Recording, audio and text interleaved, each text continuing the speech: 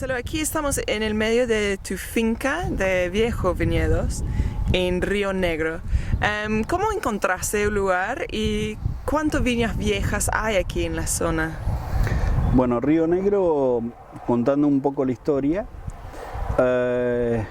hace aproximadamente 100 años que comenzó a plantar vides y a producir vinos. Río Negro nace como productora de vid y como productoras de forrajes.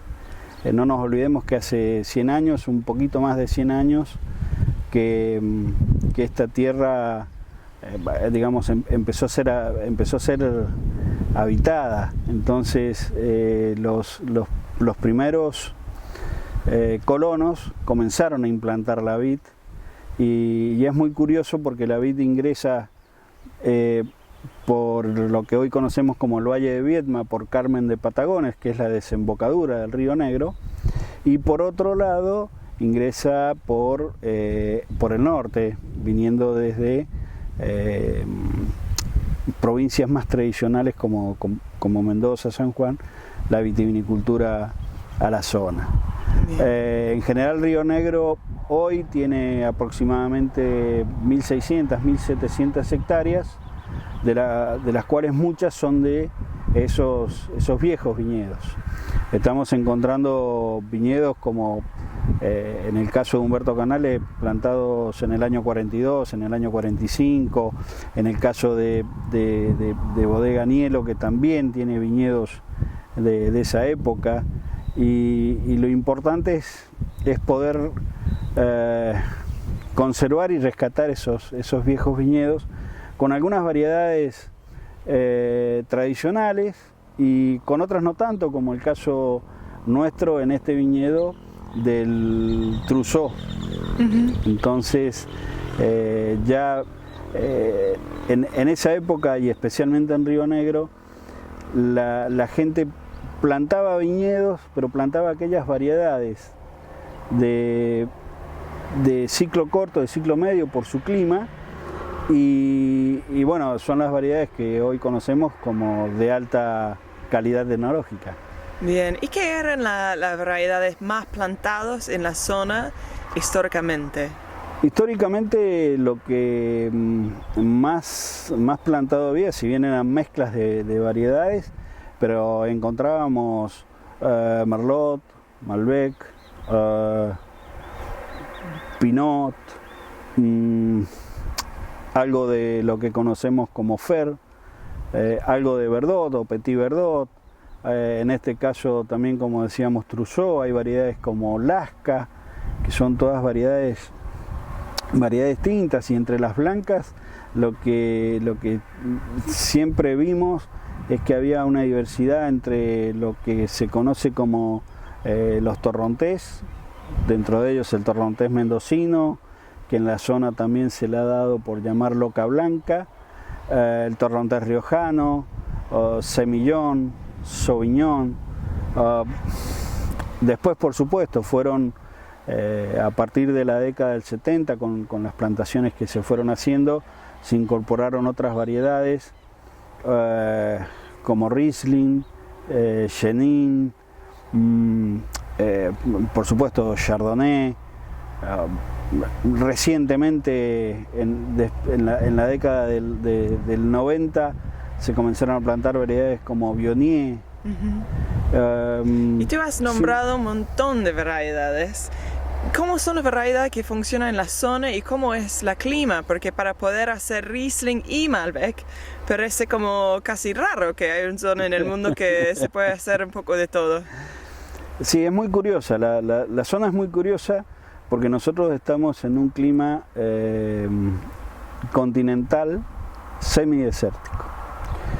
Entonces las precipitaciones son bajas, tenemos una muy buena insolación, tenemos un aliado que es el viento, que nos acompaña siempre, y que eso permite que nuestros viñedos, yo los denomino, son naturalmente orgánicos. Este clima, donde tenemos generalmente las primaveras suelen ser frescas, los veranos sí tienen ya,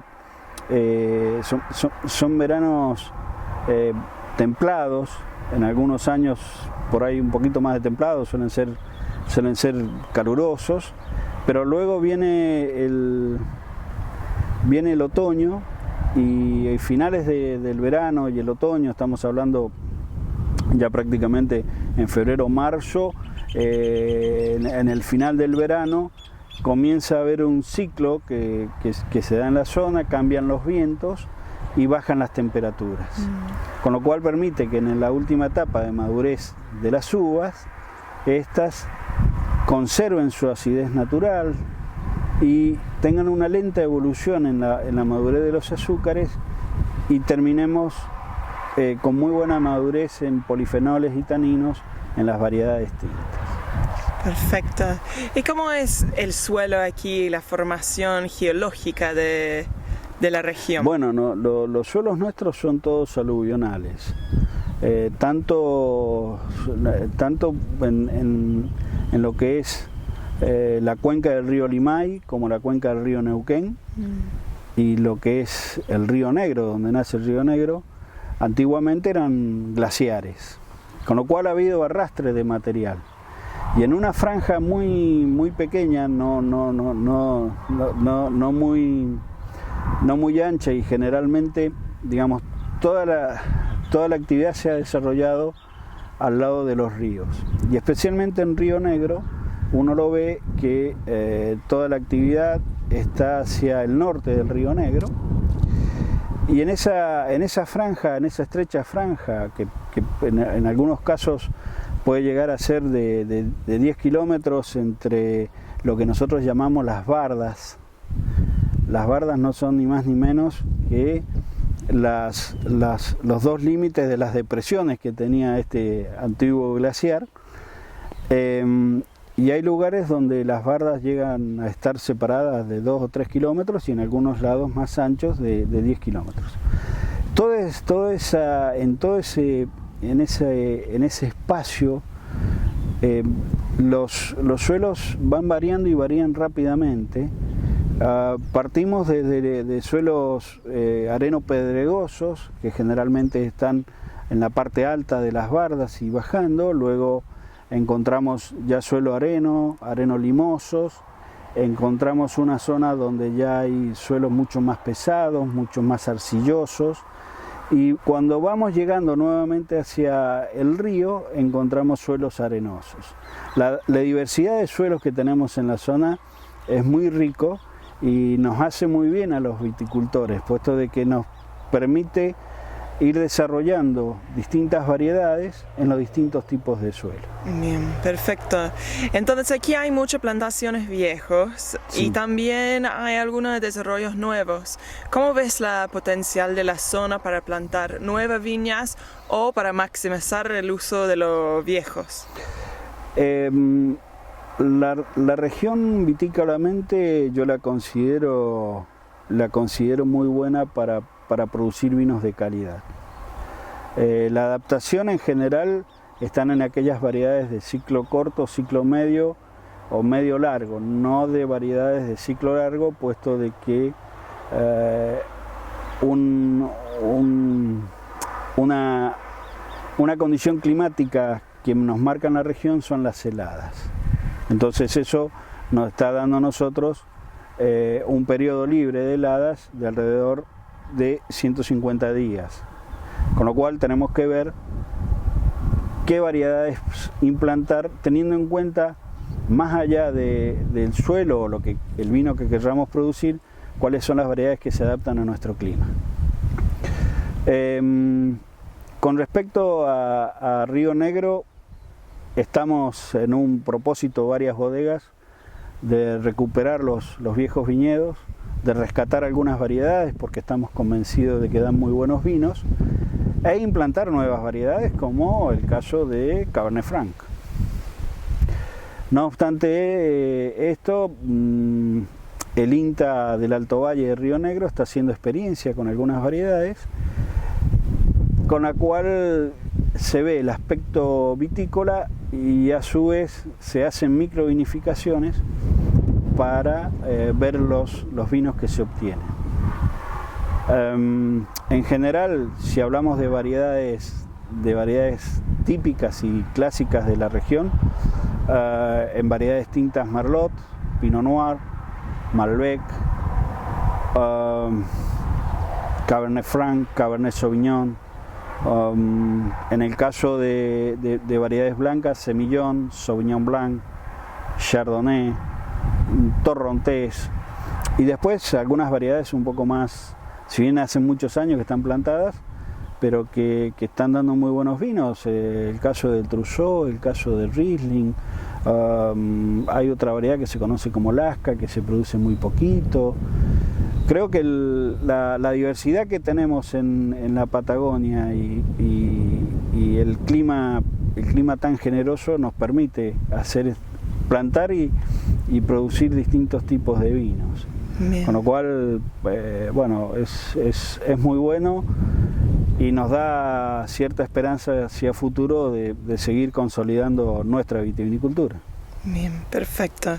¿Y se ve como el interés de la gente incrementando sobre los vinos patagónicos? Hay un trabajo muy importante que estamos haciendo todas las bodegas de la Patagonia, no solamente en Río Negro, sino también en Neuquén y provincias como el sur de La Pampa, que está incluido en la Patagonia, y Chubut, produciendo vinos, haciendo conocer los vinos. Hay interés en la gente, llama mucho la atención que en la Patagonia produzcamos vinos y produzcamos vinos de muy buena calidad. Entonces siempre existe la curiosidad y cada vez aumenta más. De hecho, hace muy poco en Río Negro salió una ley sobre la ruta del vino que integramos varias bodegas, y eso da de manifiesto que hay interés también por parte del gobierno de acompañar la actividad vitivinícola regional. Bien, es una joya para descubrir. ¿Sí?